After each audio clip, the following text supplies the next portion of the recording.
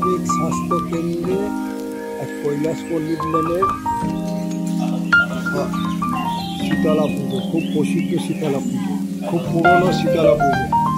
আপনারা এই শীতলা পুজো দর্শন করুন। কৈলাসপল্লী লেনে অবস্থিত। আপনারা হিন্দুস্তান সুইটস থেকে দু পায়ে হেঁটে এই কৈলাসপল্লী লেনে এই পার্টি অফিসে আসে মন্দিরে শীতলা পুজো দর্শন করুন, খুব ভালো লাগবে।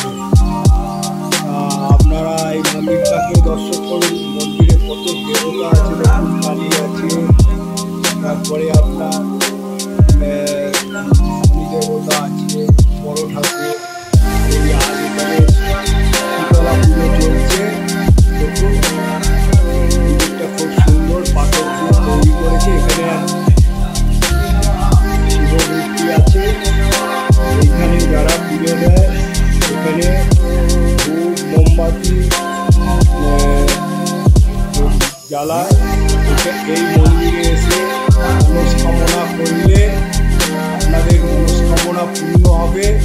এটা খুব জাগ্রত মন্দির। আর মায়ের এই শীতলা মন্দির শীতলা মা 12 মাস থাকে। কোনো বিসর্জন হয় না, 12 মাস পূজিত হয়। আপনারা এখানে আসবেন, পুজো দেবেন এবং মনস্কামনা করবেন, আপনাদের মনস্কামনা পূর্ণ হবে। আমি এই লোকে বলবো, পণ্ডিত মশাইকে বলবো এই শীতলা পুজো সম্বন্ধে কিছু বলো। বলো তোমার নাম কি? আমার নাম দেবদাস। এখানকার পুরোহিত। বলো আমাদের মা বহুদিনে প্রতিষ্ঠিত। ভক্তদের আসলে তাদের মনস্কামনা পূর্ণ হয়। আমাদের শনি ঠাকুর আছেন, কালী ঠাকুর আছেন, শিব ঠাকুর আছেন, শীতলা মা আছেন। আমাদের শীতলা পুজোর দিনে রাত্রিরে রক্ষাকালী পুজো হয়। রক্ষাকালী পুজো হয় রাত্রিরে, পুজো হয়ে আবার ভোর রাতের দিকে বিসর্জন হয়ে যায়। পরের দিন সকালবেলা ভোগ বিতরণ হয়। এই মন্দির তো আমার জন্ম থেকেই দেখছি আমি।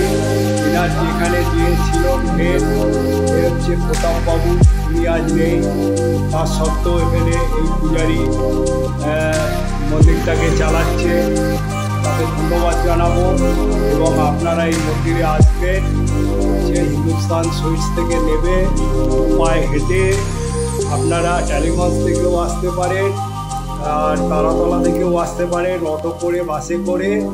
তাই আমি বলবো এই শীতলা পুজো, আজকে রক্ষাকালী পুজো আছে, রাত্রিবেলা আসবেন, দর্শন করবেন। আর এই লাইভটা দেখার পর, এই ব্লগটা দেখার পর আমাকে লাইক, শেয়ার এবং সাবস্ক্রাইব করবেন, এইটাই আমার অনুরোধ। আর যদি কোনো ভুলভ্রান্তি হয়ে থাকে আপনারা কমেন্ট বক্সে জানাবেন। এই বলে আমি বাড়ির উদ্দেশ্যে চললাম। জয় মা শীতলা।